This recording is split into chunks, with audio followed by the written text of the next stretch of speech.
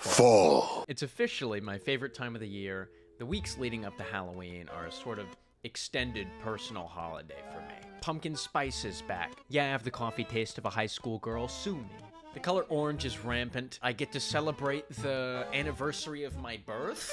I mean, you shouldn't have, come on. And most of all, it gives me an excuse to watch some of my favorite spooky movies. But exactly a year ago today, I made my first commentary video on the spookiest movie I had ever seen. Let's see if I can nail this first try.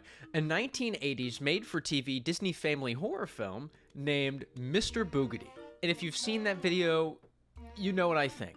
But needless to say, the movie is absolute boogers. It sucks. Naturally, I purge it from the archive of my mind until a few weeks ago. I'm scrolling Disney Plus looking for a spooky movie to watch with my girlfriend when my eyes behold an eerie sight. Amidst this slew of schlock on Disney Plus, I find a diamond in the rough.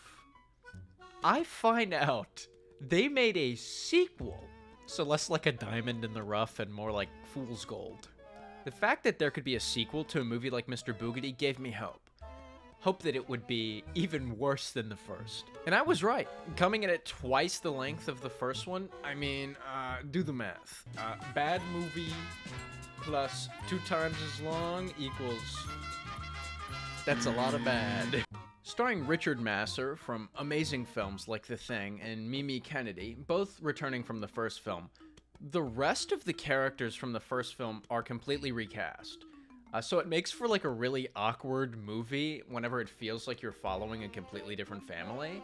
As the title insinuates, the film follows that horror trope of just giving the monster like a female counterpart, akin to something like Bride of Chucky or Bride of Frankenstein, as you'll really see by the end of the film. The problem lies in the fact that with everything you can do with this added dynamic, there's a new threat with the female counterpart showing up. Maybe she's softened the monster's heart. Maybe she's made the monster even more dangerous. Because we know a woman brings out the beast in a man. But they don't utilize any of that potential until maybe the tail end of the movie. With that, we can finally get into the film itself. So, without further ado, let's watch Bride of Boogedy.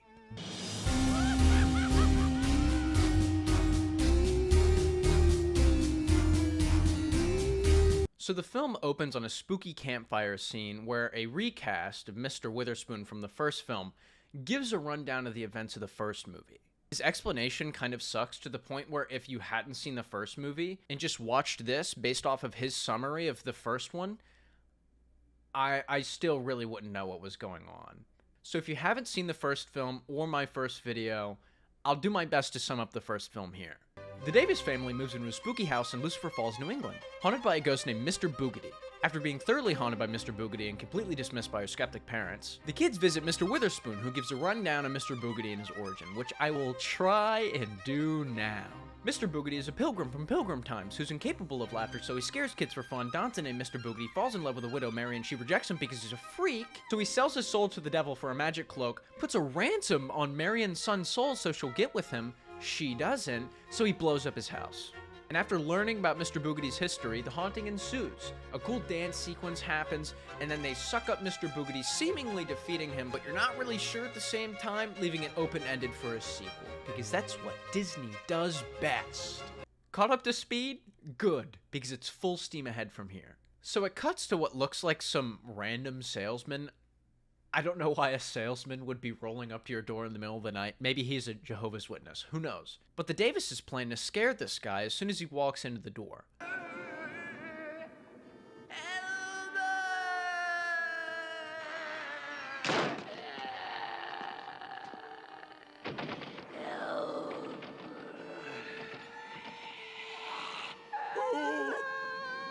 They start wailing Elmer like there's some sort of vengeful spirit fiending for glue.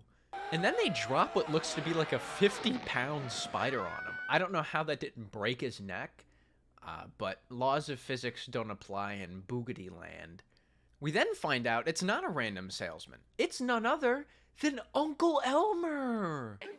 Every time I come see you, you pull one on me. They try and kill you every year, and you still keep coming back? Weren't they great? You were great. You were, oh. Sister! Then we find Jennifer walking through the woods in Lucifer Falls when she comes across none other than Mr. Boogedy himself. Davis, it's Mr. Boogedy. And I love the delivery on this line in particular. Get out of my house! He asks so politely, like maybe he's had a change of heart, who knows. I've got great news. The company wants you back. So the uncle comes bearing news of a prestigious promotion. The home office wants to promote you. They want to make you senior whoopee manager for the entire Gag City Eastern region. It's what you've always wanted. Offering Mr. Davis the position of senior whoopee manager of the entire Gag City Eastern region. And to this offer, he promptly turns it down without almost any second thought. No. No. What can I say, Al? Maybe I'm corny, maybe I'm old-fashioned, but Lucifer Falls is my kind of town. A place we can call home.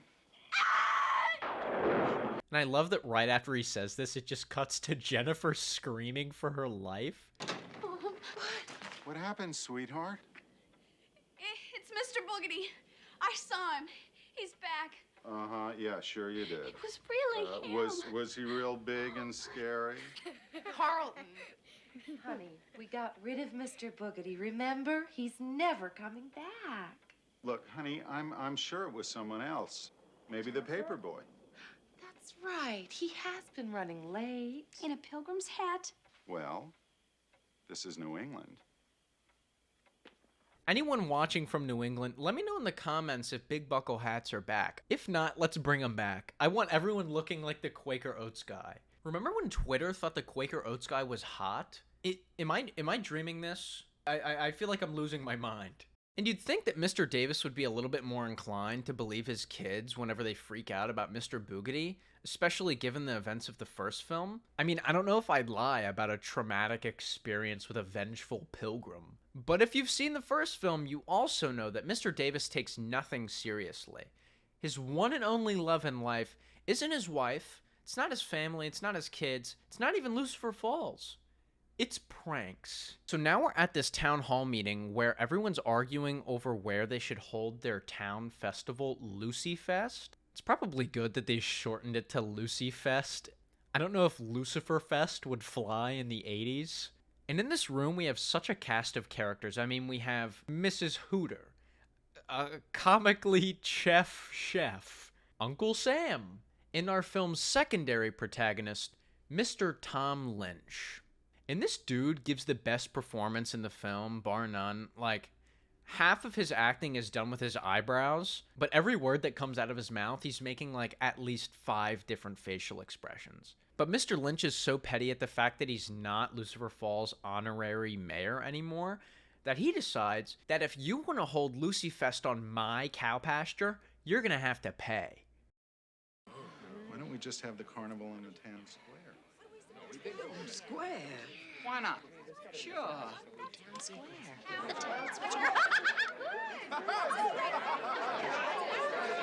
All right, now listen, everybody. I never said that, we shouldn't discuss this openly. You can keep your cow pasture. Mr. Davis was right. We'll hold the carnival in the square. In the square. So the town unites against Mr. Lynch and decides to hold Lucy Fest in the town square. To do. Maybe I was a little hasty, I don't know.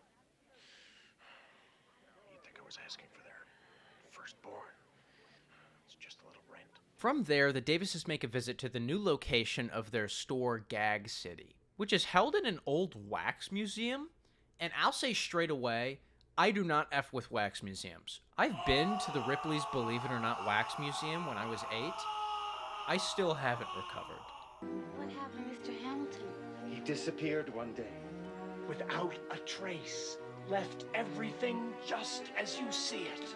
I don't think they ever explain what happened to Mr. Hamilton. I'd be inclined to believe that maybe Mr. Davis pranked him to death. Quite a story. I'll tell you all about it one day. can hardly wait. Hey, guys, look what's for dinner. Potluck. Oh, girl, so excited. What's he doing? I love it when he gets like this. One of my favorite characters is introduced in such a hilarious way. Talk. Right now. Hey, this one's real. Bright boy. This is Madalenska. She lives on the edge of town. She knows things. Do you know how to ride a skateboard? Or do percentages? So Madalenska conducts a seance to contact none other than Mr. Boogedy, all in an effort to prove that he is in fact coming back. And surprise, surprise, Mr. Davis thinks everything is one big prank. Boogedy, he's coming back! No, that's impossible. No, we chased him away. Daddy? He's still nearby.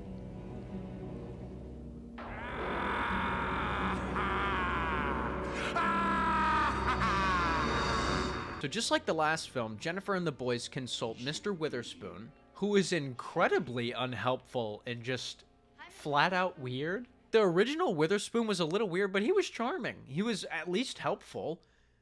He gave the entire origin of Mr. Boogedy. And after Mr. Witherspoon offers nothing, they run to Mr. Lynch's general store. We can't help it if you sell broken junk. Well, I suppose your father, the genius, sells better junk, huh? 5 will get you 10. His stuff wasn't even made in America. We don't want your kind here in Lucifer Falls. That's a red flag. That phrase is such a red flag. And one thing I noticed, on their way out, we see this lady in front of the store. Like, at first I thought she was walking a dog. Like, what is she holding? Is that leash floating in midair? Like, I get it's Lucifer Falls and like Mr. Boogedy, whatever, but I can't fathom what she could possibly be doing. Hey, guys, what's the matter? It's Mr. Boogedy.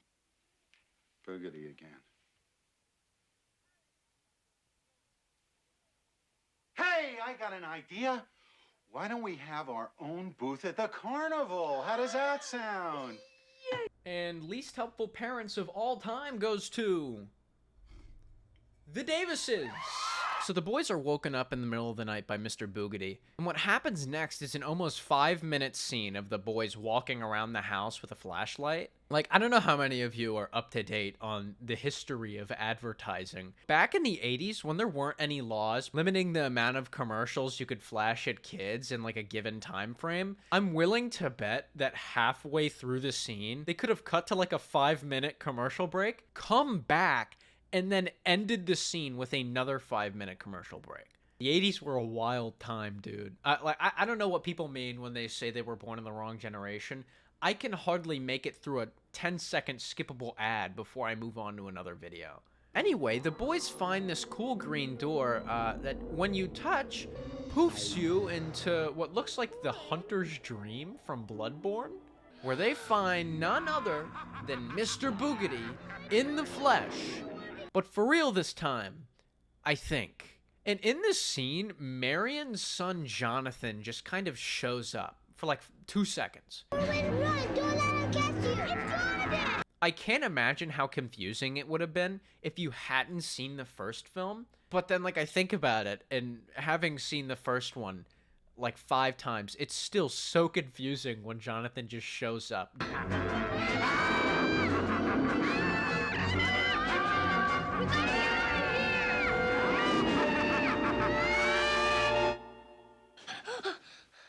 So after another failed attempt at trying to convince their father that Mr. Boogedy is back, they go to the graveyard themselves, where they run into my favorite character in the film, Lazarus.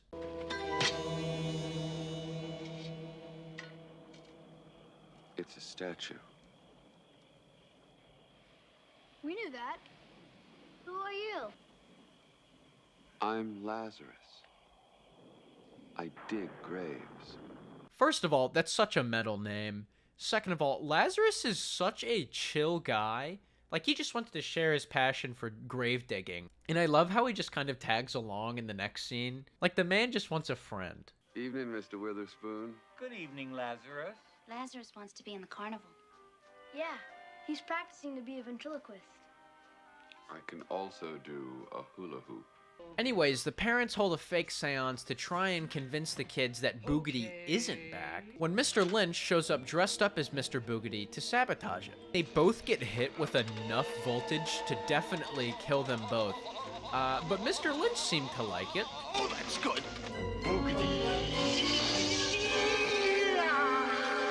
I should have known. That's terrible. Do you believe it? A grown man acting like a little boy. But oh no, Mr. Lynch broke my favorite microphone. What are you gonna do? You gonna talk to him? Ask him to pay you back?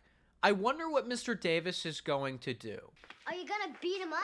Yeah, Dad. Let's punch his lights out. We'll form a lynch mob. We'll lynch. Carlton.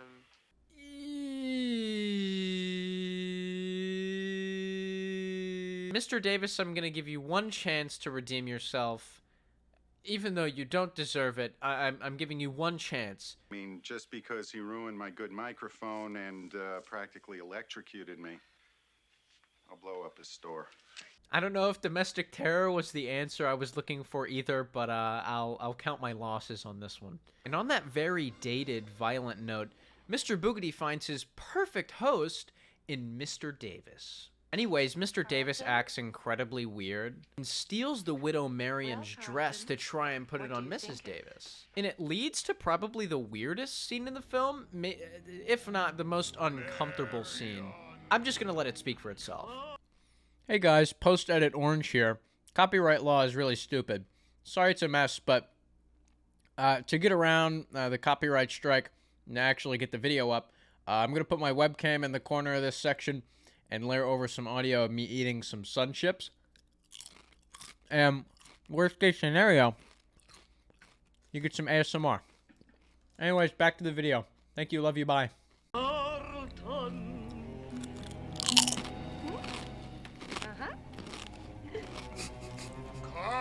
to me.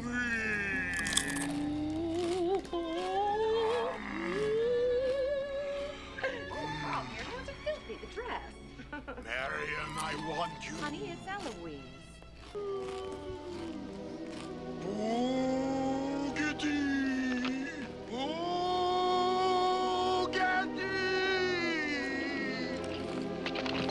Boogedy! Boogedy!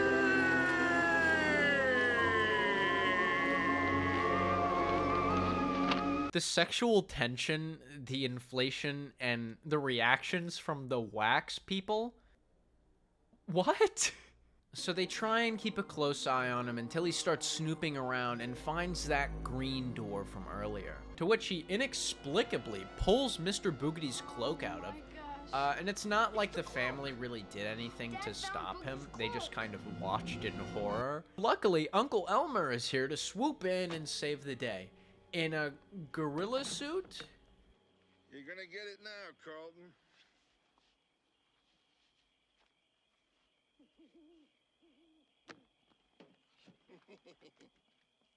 And the way he walks into the house kills me every time.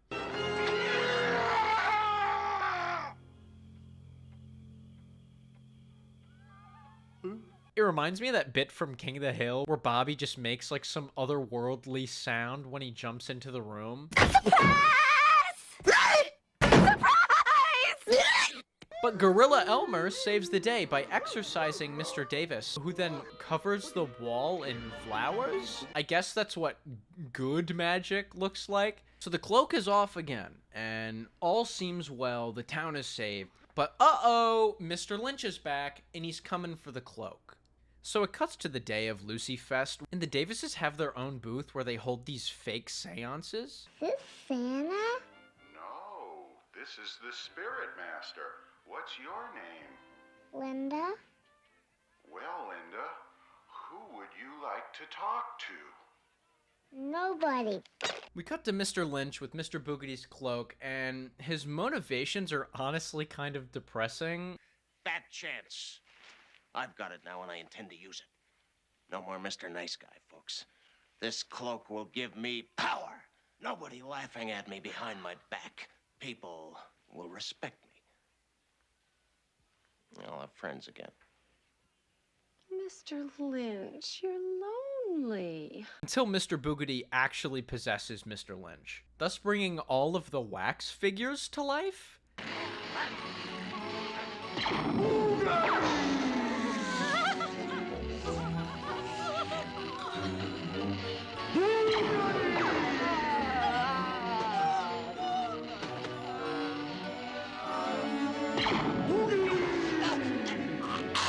And then they start causing what I can only describe as the slowest chaos ever. The monsters are literally just making a mess. While the Davises are occupied with Lucy Fest, Mr. Lynch is walking to the cemetery with the cloak, where he revives, for real this time, Mr. Boogedy.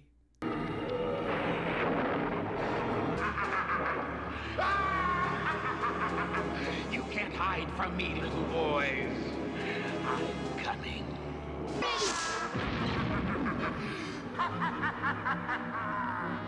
A carnival! And just like the last movie, Mr. Davis finally drops the funny business and goes full no more Mr. Nice Guy. I'm honorary mayor, Eloise. I have to say something to him. Excuse me, Boogedy? What do you want around here? Why don't you leave us alone? Really, I'm all right. All of this culminates when Mr. Boogedy turns Mrs. Davis into Marion, finally justifying the title. And at this point, there's only 7 minutes left in the film, including credits. So whatever they've got to do to save Mrs. Davis, they have to act fast. There. It turns out to be pretty anticlimactic whenever they just trick Mr. Boogedy into thinking that Jennifer is Marion, and then they just kind of juke him out, and then they all hold hands, Guardians of the Galaxy style, and through the power of friendship and combined silliness, they banish Mr. Boogedy to hell forever. Well, guys, I think that's the last we're gonna see of Mr. Boogedy. I don't think so.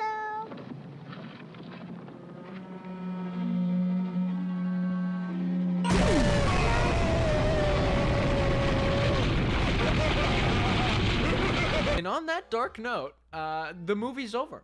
Now, while Bride of Boogedy isn't as fun as the first, I still managed to siphon like a little bit of enjoyment out of it. But that's about it. If you've made it to the end of the video and you're still here, I just want to say thank you for watching.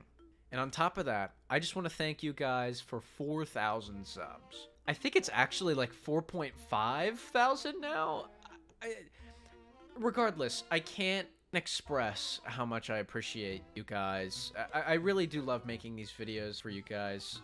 So it means a lot that you guys enjoy them. But if you're looking for something to get me for my birthday, consider hitting the like button. It lets me know that you like the video and want to see more like it. Comment below your favorite Halloween candy. Have a happy Halloween and have a bodacious day.